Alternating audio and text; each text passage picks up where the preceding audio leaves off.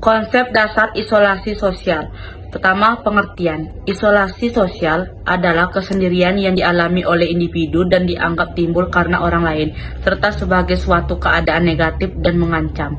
Isolasi sosial adalah suatu keadaan di mana seseorang mengalami penurunan dalam berinteraksi dengan orang lain dan lingkungan sekitarnya, karena pernah mengalami pengalaman yang tidak menyenangkan, ditolak, tidak diterima, dan kesepian, hingga orang dengan isolasi sosial lebih suka berdiam diri, mengurung diri, dan menghindari dari orang lain. Penyebab isolasi sosial meliputi faktor perkembangan psikologis, sosiokultural, dan fisik.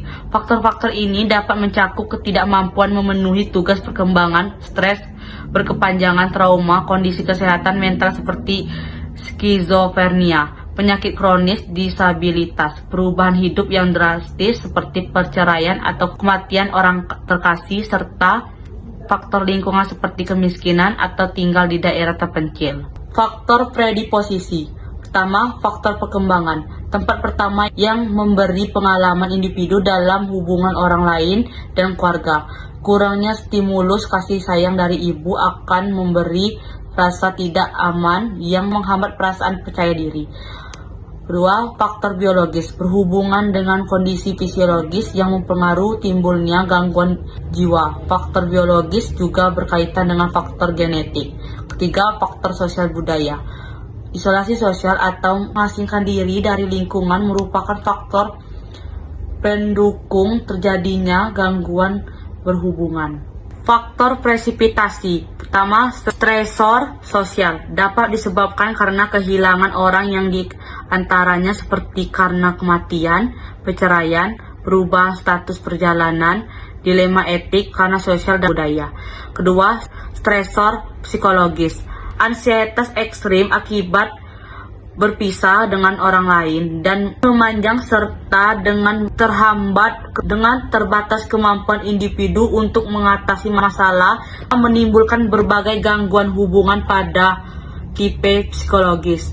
Pada tipe psikotik. Ketiga, stresor internal. Pengalaman yang tidak menyenangkan, perasaan ditolak dan kehilangan. Yang keempat, stresor eksternal. Kurangnya dukungan dari lingkungan dan penekanan dari lingkungan atau keluarga.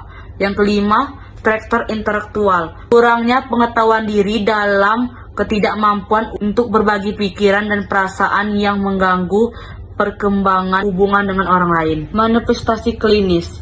Tanda dan gejala isolasi sosial adalah A. Ingin sendiri, merasa tidak nyaman di tempat umum dan merasa beda dengan orang lain. B. Menolak berinteraksi dengan orang lain.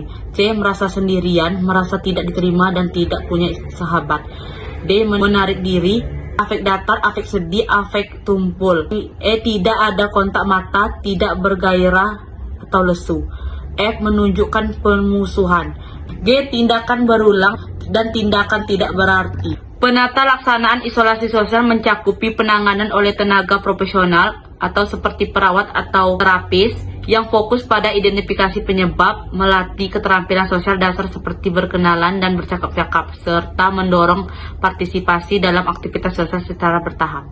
Untuk individu, langkah-langkah praktis seperti menjaga rutinitas olahraga, berinteraksi secara teratur, dan fokus pada pertumbuhan pribadi juga penting untuk mengatasi isolasi sosial. Psikopatologi isolasi sosial adalah kondisi di mana seseorang mengalami penurunan atau hilangnya kemampuan untuk berinteraksi dengan orang lain, seringkali karena merasa ditolak, kesepian, atau tidak mampu membina hubungan yang bermakna. Meskipun isolasi sementara dapat bermanfaat untuk kesehatan mental, isolasi sosial jangka panjang adalah faktor risiko utama untuk masalah kesehatan mental seperti depresi dan kecemasan. Konsep asuhan keperawatan. Pertama, pengkajian identitas, meliputi nama, umur, jenis kelamin, agama, status perkawinan, tanggal masuk rumah sakit. B. Keluhan utama, biasanya berupa menyendiri, komunikasi kurang atau tidak ada, berdiam diri di kamar. C. Faktor predisposisi, kehilangan, perpisahan, penolakan orang tua yang tidak relevan, kegagalan, tekanan dari kelompok persebaya, perubahan struktur sosial, perceraian, putus sekolah, dan lain-lain. D. Faktor presipitasi, faktor biologis, lingkungan, dan gejala pemicu. Aspek fisik atau biologis. Pemeriksaan fisik, hasil TTP, TB, BB, dan keluhan fisik lainnya. Psikososial. Gangguan genogram mengembangkan 3 generasi dan konsep diri. Pertama, gambaran diri. Kedua, identitas diri. Ketidakperhatian memandang diri. Fungsi peran berupa atau berhenti fungsi peran karena penyakit dulu. Ideal diri, mengungkapkan keputusan karena penyakitnya. Harga diri, perasaan malu terhadap diri sendiri, rasa bersalah terhadap diri, sedih, gangguan hubungan sosial, dan lain-lain. Hubungan sosial, tanyakan bagaimana hubungan sosial pasien dengan lingkungan sekitar. Status mental, penampilan, pembicaraan, aktivitas istonik, afek, emosi, dan intervensi saat wawancara. Kebutuhan sehari-hari, nilai kebiasaan makan, BAB atau BAK, mandi, berhias, istirahat, tidur, penggunaan obat, pemeliharaan kesehatan, kegiatan di dalam dan di luar rumah. J. Mekanisme coping, dan terakhir pengetahuan kurang. Diagnosa keperawatan isolasi sosial. Adapun intervensi keperawatan isolasi sosial sebagai berikut. Implementasi keperawatan dan evaluasi keperawatan, dan juga daftar pustakanya.